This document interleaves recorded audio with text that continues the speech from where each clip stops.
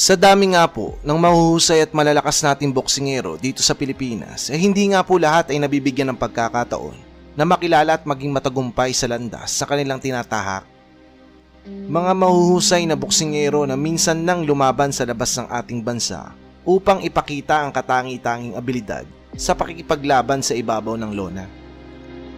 Tulad nga po ng kababayan natin na si Michael Enriquez na binansagan nga po na The Blade. Dahil nga po sa talas at lakas sa mga kamao nito, pinagmamalaki po ng mga taga Cagayan de Oro, Misamis Oriental, ang boksingerong minsan nang dumayo at lumaban sa labas ng ating bansa para sa bakanting kampyonato na light flyweight title. Taong 2015 nga po, nang dumayo nga po sa Macau, China ang ating kababayan na si Michael Enriquez upang harapin ang bato-bato at tigasi na pinagmamalaki po noon ng bansang Indonesia na si Oscar Raknapa. Kilala po ang Indonesian fighter sa pagiging matigas nga po nito na tila balayon sa pagiging agresibong boksingero. Mabibigat din po ang mga suntok nito mga idol. Sa katunayan nga po niyan, marami na pong beses na muntikang makapatay ang mga kamao nito noong nasa amateur division pa lamang po ito. Kaya naman, kailangan po talagang mag-ingat ang kababayan nating Pilipino sa Indonesian boxer na ito. Sa kabilang banda naman po, mula sa kababayan nating Pinoy, matapos nga po ang dalawang impresibong panalo nito sa Pilipinas, ay sa una pong pagkakataon ay lalabas ito ng ating bansa upang lumaban sa isang title match. Kaya naman, dito ay masusubok po talaga ang kakayahan at lakas ng ating kababayan mula sa pambato ng Indonesia mga idol. At eto na nga po, sa mismong laban ay mistulang naging isang street fight ang naging bakbakan ng dalawa. Sobrang bibigat po ng mga binibitawan ng mga suntok. Talagang mapapawaw ka sa ganda po ng laban. Halina't panoodin po natin ang highlights ng laban mga idol.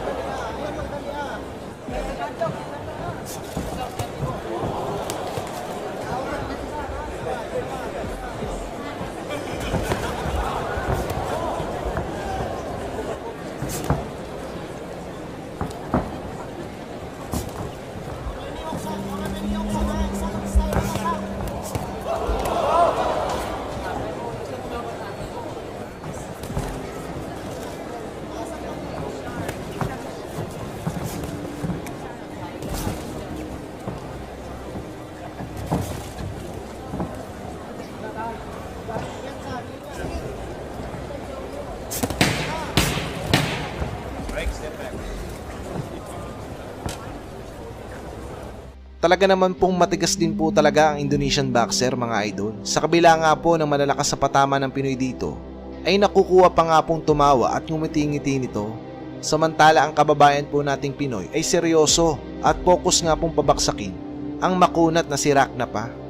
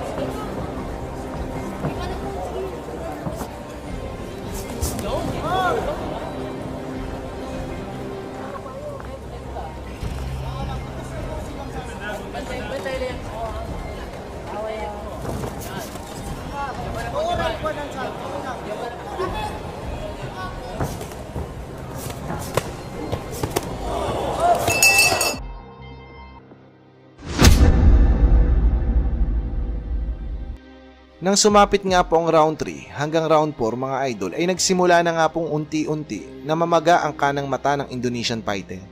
Pero matigas po talaga ito, nagagawa pa rin po nitong tumawa sa kabila nga po ng pinsala nito sa mata.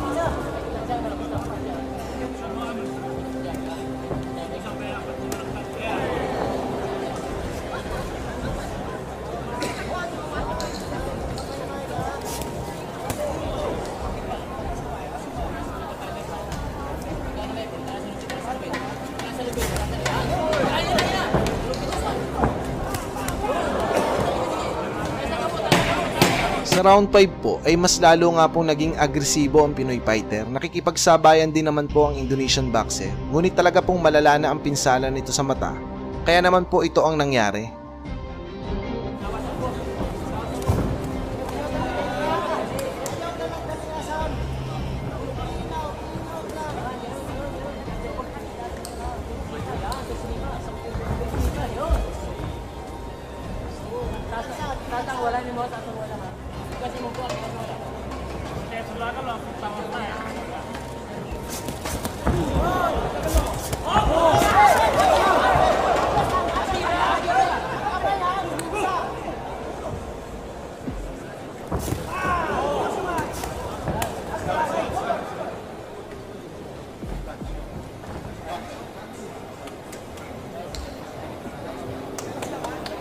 The referee has cause for the doctor to examine.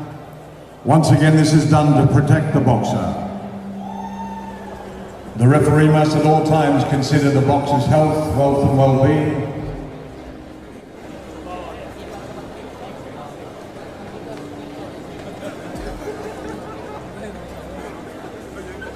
The referee has stopped the fight, ladies and gentlemen. The referee has stopped the fight.